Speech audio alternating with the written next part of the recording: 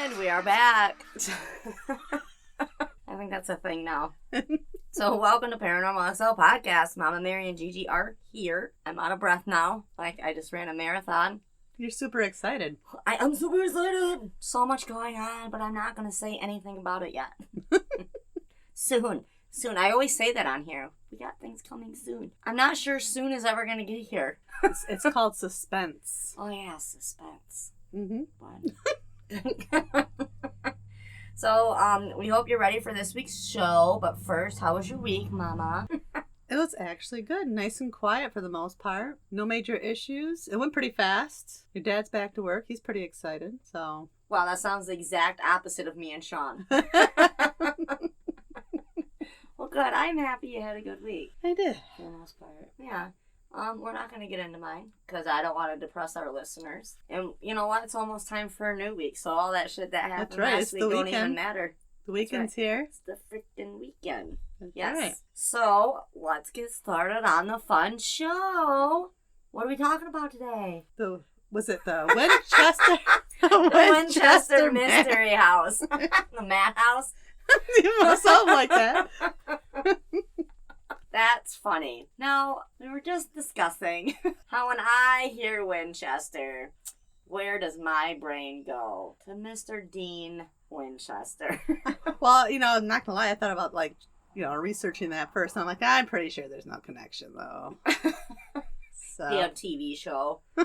Ruining my reality. Is that why they have reality TV shows? Or reality's ruining my TV shows. Either or. I'm not a huge fan of most reality shows, but I think we talked about that last week. Anyhow, Jen. So, I would love to visit this house. I know, it's kind of interesting. Phenomenal. And you can visit it.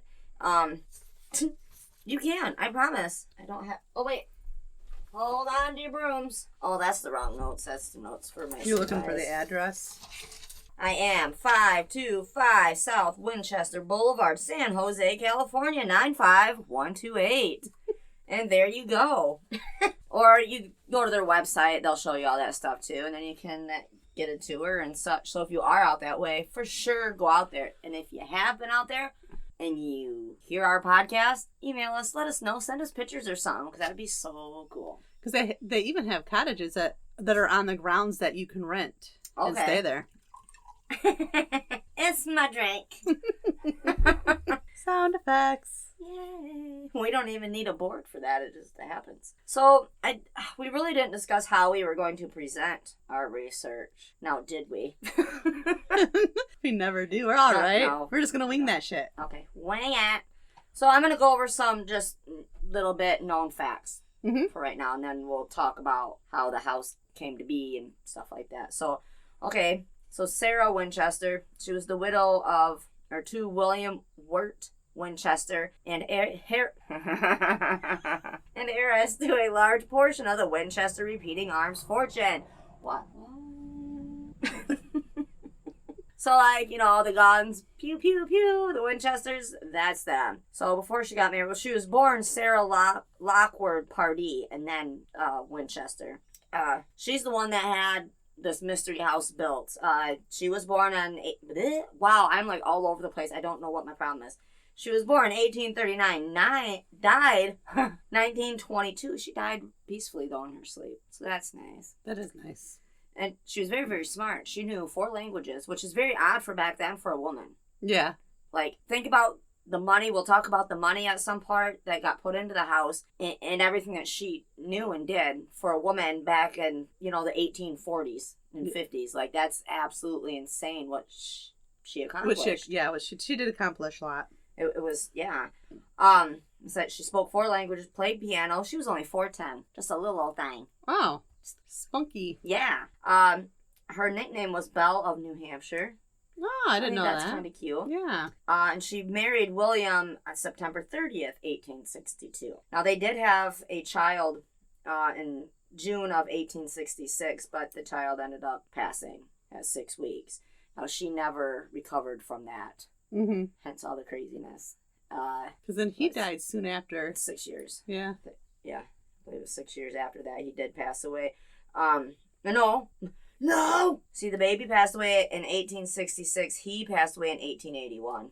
Oh, okay. So, I forget the term what the baby passed away from, but it was from malnutrition. It's got some, medical term, and clearly I am horrible with words, so I can't say, but it was ultimately malnutrition. So she was kind of losing her shit then, anyway. And then, the legend would have you believe Winchester was on the run from an army of ghosts. The reason for her move was familial, not supernatural. After the death of her husband, William Winchester, of TB in 1881, Sarah decided to leave the East Coast to be with family. Now, what information do you got before we jump into the house? Sorry. Well, some of the information was one of the reasons that she moved out to California was because she went to see it, because she was a spiritualist. She believed into that. And so she went to see a male medium in Boston. And he told her that he was channeling her husband, and her husband said that she needed to move out of New Hampshire, go to California, build a house for the spirits of all the, because he was considering all the money they gained from selling weapons, blood money, yes, to appease the spirits. Otherwise, she'd be cursed for the rest of her life. Mm-hmm. And that's why their baby died, and he died, was because of the curse. The end. In conclusion. Dropping the mic. Yeah, she was told by a psychic, referred to as Lady Adam, to build a house for the spirits, like you said, all the people that fell victim by the Winchester gun. She was told that there was a curse because of the gun and the killings by them, and that all the spirits would forever follow her. Back then, because essentially you did believe everything you heard. Mm-hmm. And being on the spiritual side, so could you imagine getting told that? And like all these bad things happening to you, and you're like, what? And back then, being a spiritualist wasn't an odd thing. That was more common than anything else. Right. It kind of went out the wayside as years went on, but that wasn't abnormal for people to be into this kind of spirituality. Right, exactly. Yeah, this story is really neat. Now at first she did have an architect. She ended up firing him because he wanted to do what he wanted to do, and she was getting visions. Mm-hmm. So she was like, bye. So she ended up being her own architect and designing this thing. Now she would have seances and be told what to build. I'm going to say she had the seance room, which was also the blue room, and it was the center of the house. So that's where she would go between 12 and 2, and she'd have these seances there, and then her husband would come through, tell her what to do with the house or whatever. And it's so weird because like if they'd build a room, they'd tear it down if they had to, they'd go around it, and that's why like there's doors leading nowhere and mm-hmm. all sorts of crazy shit. Now she would go to that room every night, 12 to 2, a bell would ring. Now, she thought all these spirits were on. She didn't want the spirits getting into the seance room because she didn't want them to interrupt her visions that she was getting for the house. So that's another reason why it was like a maze in that house, because she would try to run through and get to mm-hmm. the seance room before the spirits could get there with her. And it's just so weird, so neat. It is an interesting story. It make you think almost that she was a medium. Mm-hmm. Herself. I believe she was. Just because of the fact that, she's performing these seances. And it said her husband... Hold on. Okay. Her husband and Clyde. Clyde was essentially her spirit guide. She talked to Clyde and her husband in the seance room. They were spirits. So, to hear it, you'd think, well, who wrote this book? I mean, am I wrong? Yeah. Like it sounds not real. It sounds like a book. So, like I said, there was certain times that she'd go into that room between 12 and 2, like I said. And she went between 12 and 2 because that's when she said that her husband and Clyde would enter and then they would leave at 2. They were only there for 12-hour span every night. Now, so she'd have these seances, then she'd go tell John Hanson, which was the, oh my gosh, what do you call him? The foreman for the mm-hmm. construction. Tell him her ideas or the visions that she had. Now, he was just a foreman. He wasn't like the architect or anything. So he was doing what he was told because they were getting paid like super, super awesome money back then. And then they had construction going like 24 hours a day, 7 days a week. And kind of the story kind of goes that she did that because as long as she knew that there was construction going on for these spirits and they had room mm-hmm. and whatever to do what they're doing in this house, that she would be okay, that she would live. Yeah. So that's why she never wanted that construction to stop. That nuts? And that's not nuts. I don't know. It's just a crazy, crazy story. It is. I'm like, ah. Sorry, I keep like cutting you off. You probably got a lot more too. No, I know sometimes they'll mediums who just gather people around them though, because when they're alone and it's silent, that's when they hear the spirit the most, and it's hard to deal with. Right. Mm-hmm. Well, they say she was always to herself. She dressed in black and always had a black veil. Now she said, the story goes that if like one of the construction workers saw her without her veil, she'd fire them. Like, you were not supposed to see her without her veil. There was only 2 people that did. I forget the guy's name, and then like her niece. And they were the only ones that were allowed to. And she kept to herself. All the neighbors and stuff were like, she's weird, blah, blah, blah. But because she paid those construction workers the way that she did, and they were like there for years and years doing stuff, pretty much lived there, they looked out for her. You know, she was very actually well protected because all those people being in the house with her while that was happening. God, there was something else I was going to say. So this house has an estimated 160 rooms. That's estimated. That's kind of crazy, isn't it? Just absolutely. I don't know how they have it taken. I don't know, some kind of infrared camera or something, on like a top, like a bird's eye view or something like that to figure it out. Because, there's still the rumor of the lost wine cellar. Uh-huh.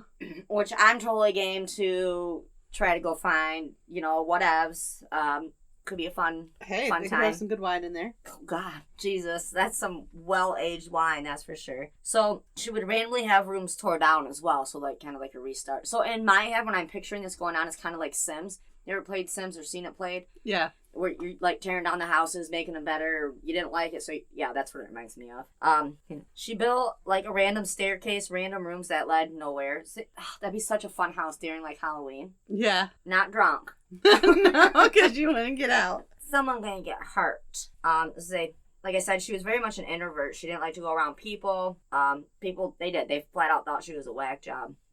One thing that did make her sweet, she was very sweet, and like the workers would tell you that the ones that were, faithful to her, is that they're working for somebody that long, like in their house, you're gonna be faithful to them, loyal. But she also would bring in orphans. Oh. And hang out with the orphans. She had a shit ton of money. Yeah, she did. Like, she inherited the Winchester fortune. Like, that's insane. Well, but on top of that, she inherited half the business, so she still had income coming in, even though she, had the, $20 million in inheritance? And back then, holy shit. Yeah, that's like an equal amount to like $500 million.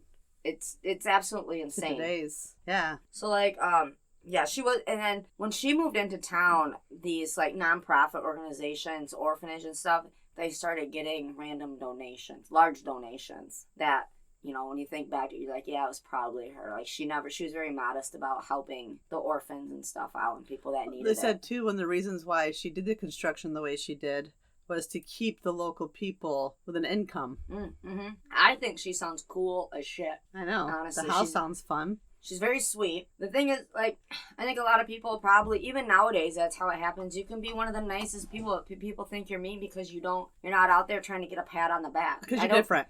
Well, I don't need to tell somebody that I did something nice because that's not what I'm after, Like, I don't know. I think she did it with class that way. And if they didn't like her, oh, well. Yep. Oh, well. Screw them. That's right. So she spent an estimated $5.5 million on the house by 1922 before she died. That is insane. Like, nowadays we're like, oh, blah, blah, blah, 5.5 million. Blah, blah, blah. Back then, that's holy a lot of crap. money. She could have owned so many different things. Like, oh my gosh. So some of the stairs led up to the ceiling, door that just led outside, a closet. Like, you would just fall. If you open the door, you'd just fall down the levels. See a door that was in the blue room that would come out, like, at the kitchen sink, like, on top of the sink. So if you stepped down, you'd step into the sink. Some cabinets were only, like, 2 inches deep. Grand ballroom was built with no nails, but it was never used because of the earthquake in 1906. And the earthquake happened. When that happened, she wasn't found. She was, like, shut in a room, and she wasn't found for a few hours, and that, like, freaked her out. But the people couldn't find her, the construction workers, because nobody knows where anything leads to in that house. Yeah, where did she go? Because she slept in a different room every night. Yes. Yep. So how do you know which room to find her in? Yeah, something's going to happen to her. Like, what are you going to do? There's nothing you can do. They can't find you. It reminds me of that house. Have you ever watched Stephen King's Rose Red? Mm-mm. Really good movie. It's supposed to be a haunted movie, and in the book, like, in the movie, the rooms change every single night. Like, okay. They constantly shift.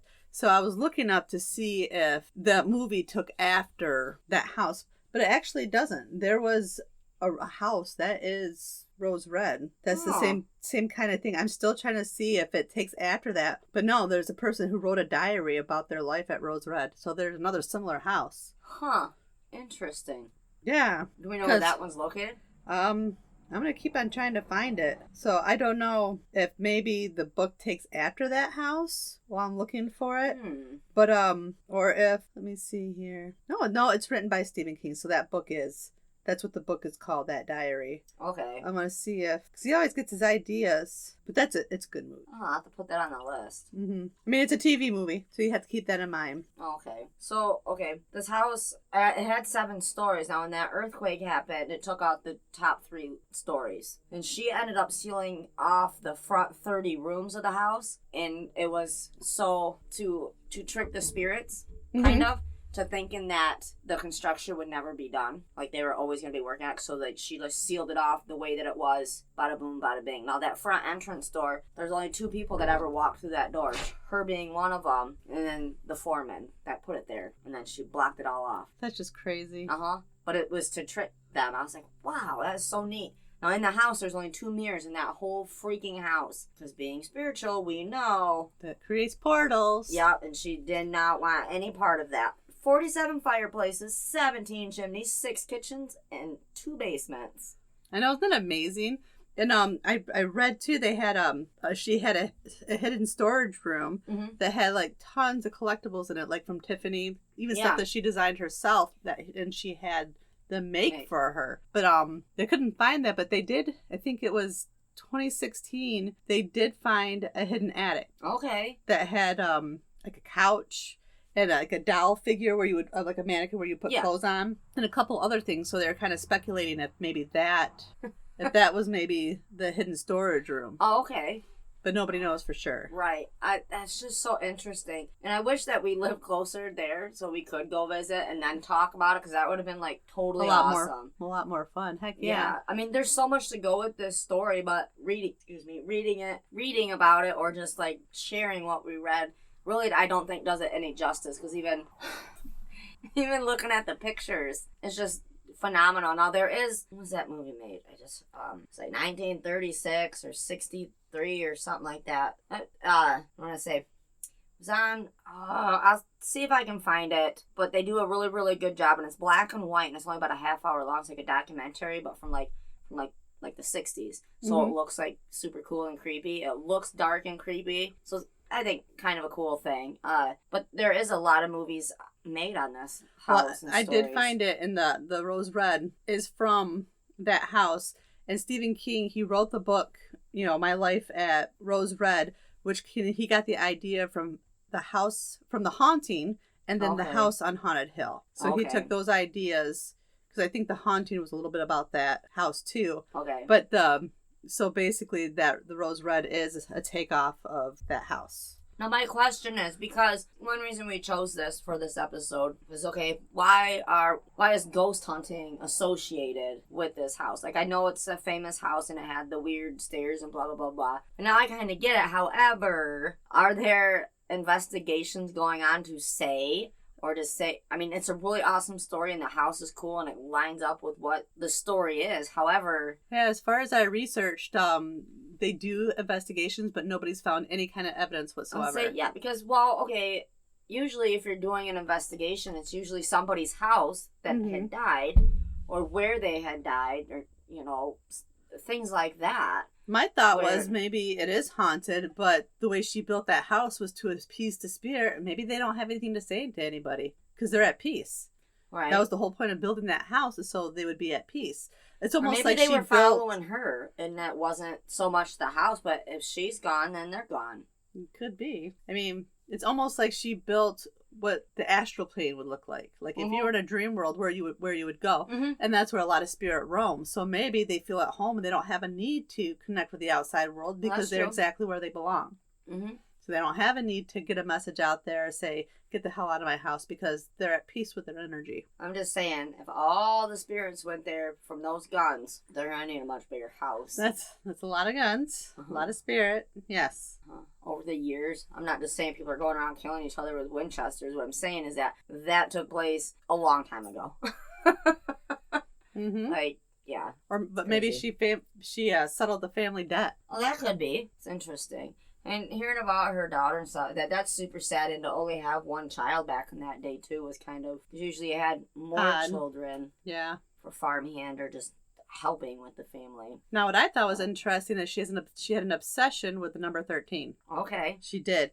Like, within the house, there were 13 bathrooms. Yep. All the windows, most of them had 13 panes.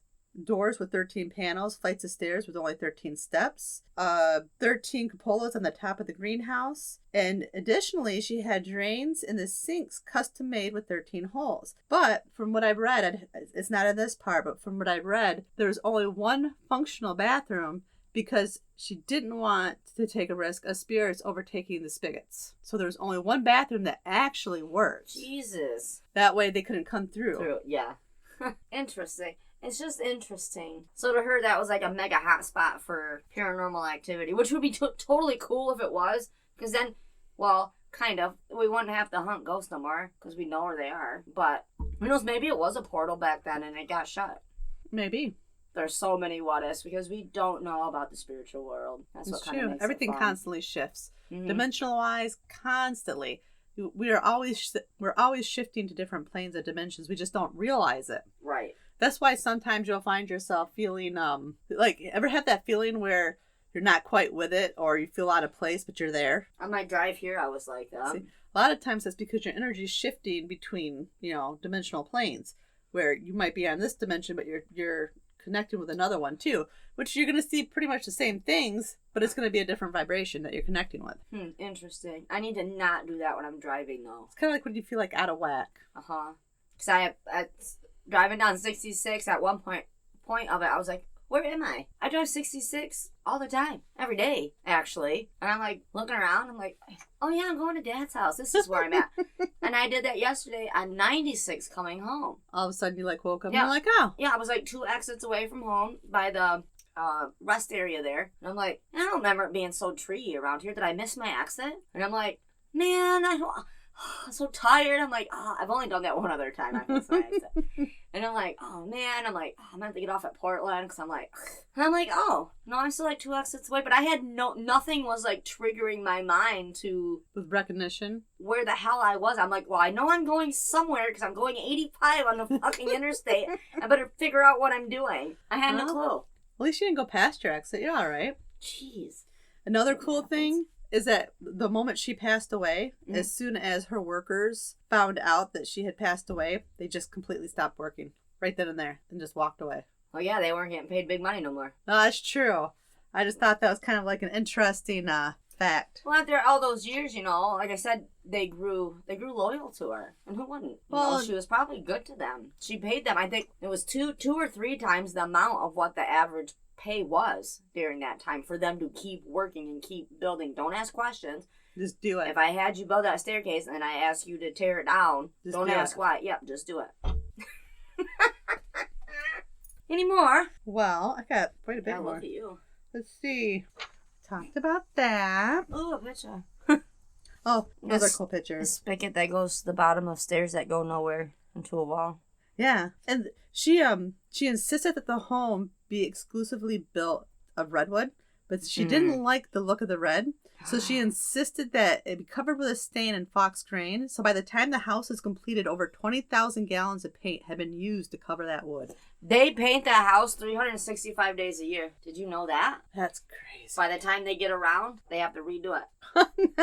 That's nuts. Absolutely. But job security.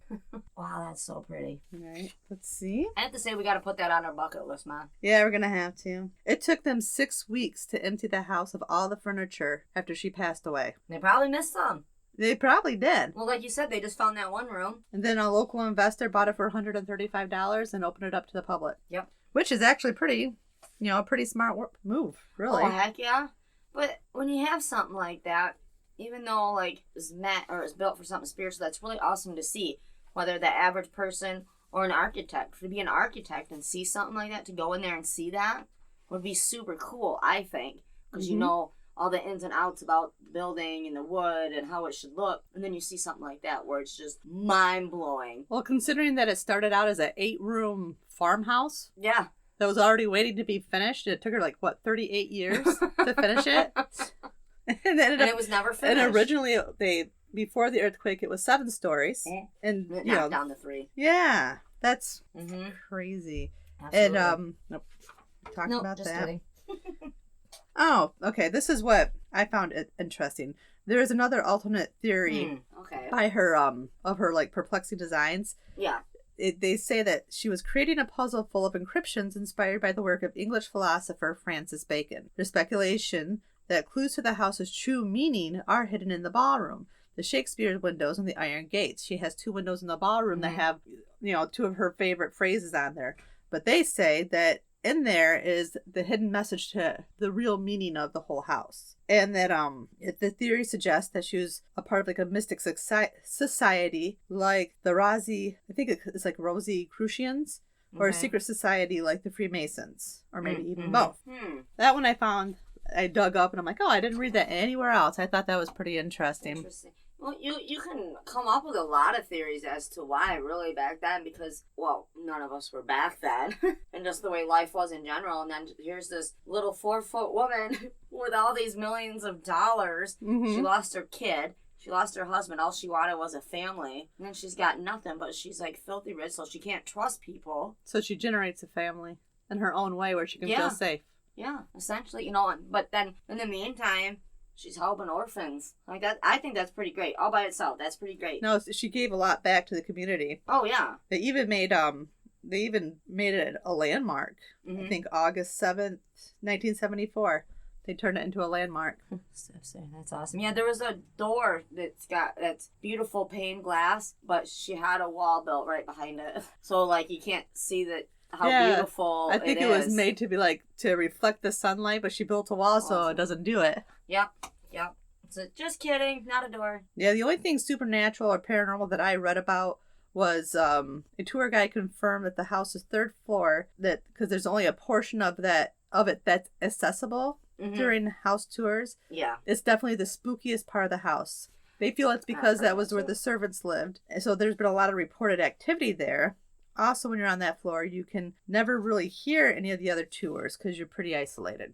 So you feel a little bit creepier up there. That's the only thing really paranormal where people have made their statements. Well, I think the blue room's on the 3rd floor, the seance room. Oh, well. I have my original notes and I have my other notes and then notes and notes and notes. So I was trying to clean the house and take notes, listen to things, read things at work, trying to work and take notes. So I got notes everywhere, sideways. That's how you do it. And I always think, I'll be able to figure this out. And I get there later and I'm like, what the hell did I mean? Oh, and her baby's name was Annie, the one that she lost. It's really sad. It is sad. Oh, that's weird. I wonder what I was meaning to say there. But yeah, so, yep. Sorry, I'm going to have to edit all that out. Oh. Anything else on the Winchester house besides Dean and Sam? Do not live there. All my papers are gone. All done. So. What do we got for the next couple weeks? Okay, so this is what you guys have to look forward to for the next couple weeks. You lucky bastards. Oh, you sons of bitches. Get ready. You looked around like, who are you talking I know. You better buckle up because it's going to be a fun ride. So, Reiki, I always think that I say that wrong. No, you're right. Okay. Reiki. Also known as absent healing. I learned that from research, actually. Good job. And then the following weekend, we'll do an episode on archangels, because I think I love archangels. It's kind of cool. It's, yeah. No matter how really you think about it, I think it'll still be a fun episode in what they mean and why they symbolize what they symbolize and the colors and such. Yeah. It'll be a good time. And then we have another haunted location that we have not decided yet. Or have we? Dun, dun, dun. Dad's garage. There you go. I was almost today. I was going to be like, hey, let's meet up at Stryker and record at Stryker. Should have. Because when I was looking at the weather, I was like, oh, it's going to be halfway decent. We will have to do that maybe one of these times. Not maybe, we will. I'll just bring one of those smaller tables and we'll hook up. Be good to go. Anyway, you guys do not need to hear this. I am sorry. So with that being said, and in conclusion of this informational podcast, thank you for joining Paranormal XL Podcast. We appreciate you as always. Email us at paranormalxl@writeme.com. Check on the Facebook to see episode lineup for the next few weeks. Again, thank you for listening. Be kind, be humble, and don't yuck someone else's yum. Ever.